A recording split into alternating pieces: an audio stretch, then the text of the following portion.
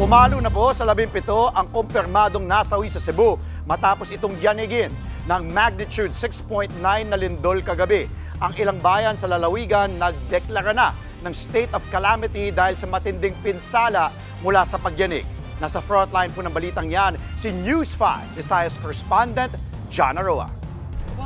Sa kuha ng dashcam video na ito kagabi, biglang napahinto ang mga motoristang dumadaan sa First Mactan Bridge dahil sa lindola. Ang tulay, nagmistulang duyan sa lakas ng pagkakauga. Napatumba pa sa gilid ang mga riders sa lakas ng pagyanig. Ayon sa FAVOX, magnitude 6.9 na lindol ang naramdaman sa Cebu City. Sa epicenter ng lindol sa Bugo City, gumuho ang ilang bahay.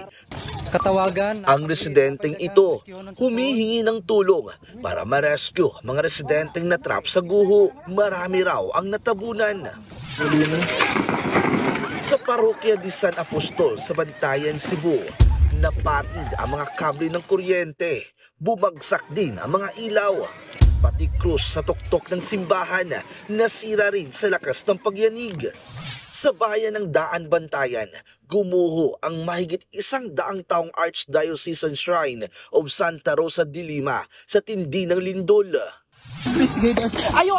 Napatago sa ilalim ng lamesa ang mga empleyadong ito ng isang mall sa Cebu City. Napaligiran sila ng mga gumuhong kisame at bubong matapos ang lindol. Lord, please send some help, Lord. Napahinto naman sa pagrampa ang mga kandidatang ito ng Miss Asia Pacific sa Barangay Mabulo, Cebu City. Nagpanik ang mga manunood habang ang ilang kandidata napatalon paalis ng entablado.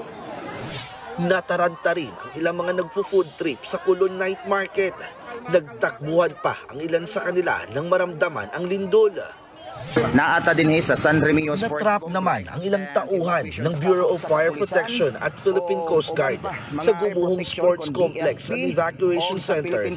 Sa datos ng Provincial Disaster Risk Reduction and Management Office ng Cebu, 13 ang nasawi sa Bugo City dahil sa lindol. 4 naman ang kumpirmadong patay sa San Remigio. Nagdeklara na ng state of calamity ang bayan ng San Remigio dahil sa tindi ng pinsalang iniwan ng lindol. Mag-aalas 10 kagabi nang yumanig ang magnitude 6.9 na lindol sa silangan ng Bugo City. Inaalam pa ang kabuang halaga at lawak ng pinsala ng lindol sa buong lalawigan ng Cebu. Puspusa na ang search and rescue operations sa mga apektado ng lindol. Nagbabalita mula sa frontline. John Aroa, News 5. Mga kapatid, Andre Felix po, manatiling may alam pagdating sa mga mahalagang balita sa loob at labas ng bansa.